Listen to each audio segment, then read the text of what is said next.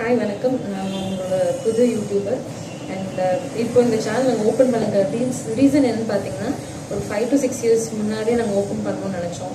ஆனால் வந்துட்டு எங்களுக்கு அப்போ மேரேஜ் ஆகலை, இப்போ வந்து மேரேஜ் பண்ணி வச்சாங்க, அதனால ஓப்பன் பண்ணிட்டோம்.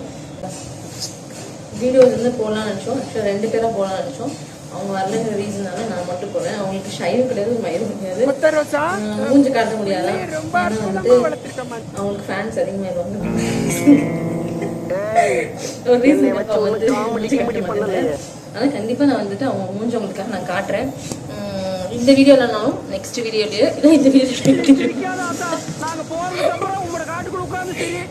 கத்தியாச்சு இன்னும் அவங்களும் நெக்ஸ்ட் வீடியோலேருந்து வர ஆரம்பிச்சிருவாங்க. எனக்கு கொஞ்சம் ஷை அப்படிங்கிறது அவங்களுடைய இது. ஆனால் வந்து எப்படி கொஞ்சம் கூட வழி அதிகமாக இருக்கின்ற ஒரே ரீசனுக்காக இப்போ நான் உங்களுக்கு வந்து என்னோட ஆளை காட்டுறேன்.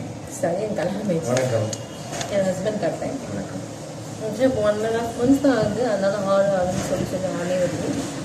எனக்கும் வயசு 24 தான் ஆகுது. முடி கொட்டிருச்சு. ஜஸ்ட் 24 தான். நீங்கள் பேசுறது அந்த கேமராவில் கேட்கணும்னா நீங்கள் கொஞ்சம் கத்தி பேசுறது.